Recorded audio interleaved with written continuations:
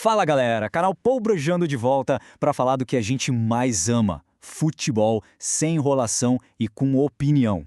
Já deixa o like, se inscreve e bora! E hoje vamos dar sequência à série Heróis Improváveis. Dessa vez, a gente vai falar do Aston Villa e da epopeia dos 14 guerreiros de Birmingham. É uma daquelas histórias que, sério, parecem saídas de um filme, uma que só o futebol consegue escrever. Olha, essa frase aqui de um fã resume tudo, assim, com uma perfeição absurda. O Aston Villa de 80 a 82 foi campeão inglês e da Liga dos Campeões, usando apenas 14 jogadores em 2 temporadas inteiras. Para pensar nisso um segundo. 14 jogadores, C-A-T-O-R-Z-E, em 2 anos inteiros, ganhando 2 dos títulos mais difíceis do planeta. É um negócio que hoje em dia é simplesmente impensável. Para a gente ter uma noção do tamanho desse feito do Villa, primeiro a gente precisa dar uma olhada em como era o cenário do futebol europeu lá no comecinho dos anos 80. Era um outro mundo. Aquela época era dominada por um grupinho bem seleto de superclubes, sabe? Eram as potências do continente. A gente tá falando de Liverpool, Bayern de Munique, Real Madrid, Juventus, só time casca-grossa. Os nomes que todo mundo já esperava ver nas finais. E o Aston Villa no meio disso tudo? Bom, era um clube respeitado lá na Inglaterra, com sua tradição e tal, mas estava muito, muito longe de entrar na conversa sobre quem podia ser campeão da Europa.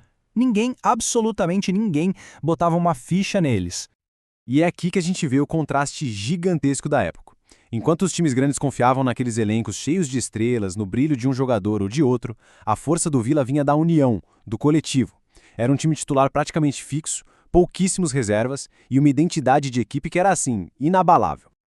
Esse grupo, que à primeira vista parecia comum, se transformou num esquadrão lendário por causa de uma característica bem única. 14. Esse era o número mágico. O número total de jogadores que eles usaram em 2 temporadas completas e, vamos combinar, super desgastantes de futebol no mais alto nível. Hoje, um time usa 14 jogadores em, 3 jogos? É outro patamar de absurdo. E essa jornada começou com o sucesso dentro de casa. O título do campeonato inglês em 81 foi uma surpresa gigante e foi o que lançou esse elenco pequeno, mas super consistente, lá no palco principal da Europa, sob o comando do técnico Ron Saunders. E como é que eles jogavam? A filosofia era bem simples e direta. Futebol de resultado. Era um estilo sem firula, eficiente e extremamente organizado. Não tinha luxo, não tinha espetáculo pelo espetáculo. O objetivo era um só: vencer. Ponto final. E aí, a gente chega no dia 26 de maio de 1982, lá em Rotterdam. O dia em que essa história de superação chegou no seu clímax, num drama de roer as unhas. O confronto parecia roteiro de filme, o clássico Davi contra Golias. De um lado, o time modesto da Inglaterra. Do outro, o gigante alemão, o Bayern de Munique, um dos maiores clubes do mundo, sem a menor dúvida. E como se o desafio já não fosse grande o bastante, afinal começou com o que parecia ser um verdadeiro desastre anunciado. Cara, a partida foi um drama só. Logo no comecinho, o goleiro titular Jimmy Rimmer se machuca. Quem entra? O reserva, Nigel Spink, um cara totalmente inexperiente. Ali muita gente deve ter pensado, acabou. Mas, em vez disso, o time se fechou, virou uma muralha, segurando o ataque poderoso do Bayern. E aí, no segundo tempo, veio o momento eterno. Gol de Peter White. E o impossível aconteceu. Placar final, Aston Villa 1, Bayern de Munique 0.